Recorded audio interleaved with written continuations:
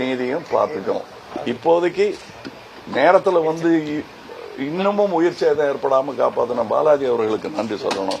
இதை மிகச் சிறப்பாக ஒரு தலைமை பண்புடன் ஏற்று காழ்ப்பு எதையும் காட்டிக்காம சட்டத்தை மாத்திரம் வழி நடத்தணுங்கிற முறையில் முதல்வர்கள் செயல்பட்ட விதம் எனக்கு பெருமையாகவும் இருக்கு. நன்றி சொல்ல கடமைப்பட்டிருக்கிறோம். Going to Karur and saying the administration is not at fault, who will accept it? Anybody living in Karur, anybody who is part of that rally, anybody who has got affected, the families, 41 people who died, and the hundreds of their families who got injured, everybody knows the administration is at fault. Now suddenly going there, that is why DMK is so fed up. Karur வேலுச்சாமிபுரத்தில் தவேக தலைவர் விஜய் பிரச்சாரத்தில் நெரிசல் ஏற்பட்டு 41 பேர் பலியானார்கள். சம்பவ இடத்தை நேற்று பார்வையிட்ட மக்கள் நீதி மய்யம் கட்சித் தலைவர் கமல்ஹாசன் நெரிசலில் சிக்கி பலியான குழந்தையின் வீட்டுக்கு சென்று பெற்றோருக்கு ஆறுதல் கூறினார். அப்போது நெரிசலுக்கு திமுகவும் செந்தில் பாலாஜியும் தான் காரணம் என குற்றம் சாட்டப்படுவது குறித்தும், அமராவதி ஆற்றுப்பாலத்தில் விஜய் பிரச்சாரத்துக்கு அனுமதி வழங்கியிருந்தால் அசம்பாவிதம் நடந்திருக்காது என கூறப்படுவது குறித்தும் கேட்கப்பட்டது. செந்தில் பாலாஜிக்கு ஆதரவாகவும் விஜயை குறை சொல்லும் விதமாகவும் கமல் கருத்து தெரிவித்தார்.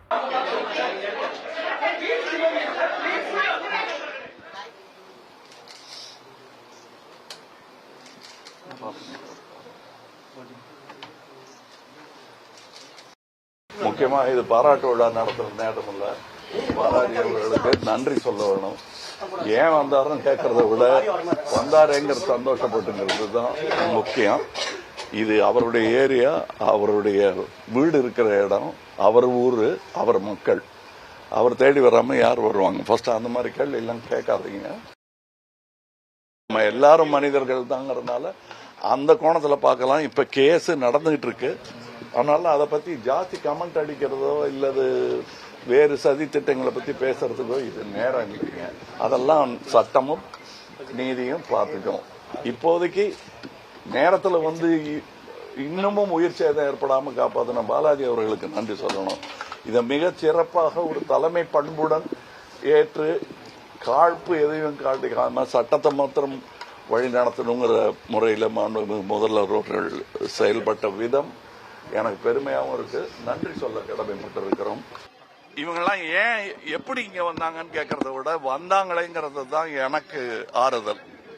அதனால தயவு செய்து இவங்கெல்லாம் இவங்க நேரத்துக்கு வரலைன்னா இன்னும் 4-5 பேர் போகிறதுக்கான வாய்ப்பு இருந்தது. அதுக்காக நன்றி தான் சொல்லலாம். பாராட்டு விழா நடத்துற நேரம் இல்லை. அவர் செய்ய வேண்டிய கடமை தான் அவர் செஞ்சிருக்காரு.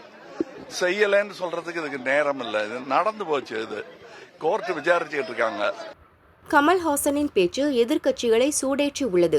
சென்னையில் பேட்டியளித்த அண்ணாமலை, ஒரு ராஜ்யசபா சீட்டுக்காக கமல் தனது மனசாட்சியை விட்டுவிட்டார் என காட்டமாக கூறினார். புதிய நபர்களை கரூருக்கு அனுப்பி பிரச்சனையை திசை திருப்ப திமுக முயற்சிக்கிறது. அரசு மீது தவறில்லை என கமல் கூறியிருப்பதிலிருந்தே அவர் திமுகவுக்கு ஆதரவாக பேசுவது அப்பட்டமாக தெரிகிறது. நெரிசலுக்கு யார் காரணம் என்பது எல்லாருக்கும் தெரியும். கமல் சொல்வதை யாரும் நம்ப மாட்டார்கள் என அண்ணாமலை கூறினார். I am finally happy Kamalhaasan ji as a politician, as a leader of the Makkal Needhi Mayyam has never found time to visit Karur over the last many years. Now suddenly he has found time to visit Karur. Today he has gone. So I am happy that he has visited Karur. Now we all know what he would have spoken in Karur. We have also seen going there, the administration is right, the police is right, everybody is right. Some actor did wrong, this wrong, that wrong. So now Kamalhaasan ji has sold his soul long time back for one Rajya Sabha seat. Post that whatever Kamalhaasan ji speaks, people of Tamil Nadu, they are not going to give him that attention or they are not going to take him seriously. Let him speak whatever he wants. He has got every right to go and talk. But going to Karur and saying the administration is not at fault, who will accept it? Anybody living in Karur, anybody who is part of that rally, anybody who has got affected, the families, 41 people who died, and the hundreds of their families who got injured, everybody knows the administration is at fault. Now suddenly going there, that is why DMK is so fed up. DMK is so afraid that it wants to keep sending new people every day to keep changing the attention. Now DMK's new weapon is, please send Kamalhaasan ji. Kamalhaasan ji is a fine actor, no doubt about that. With respect to politics, whatever he speaks, we all know it is one-sided. That too he wants to favor DMK. That too he wants to favor DMK on an issue like Karur also. When all of us know the DMK government is at fault.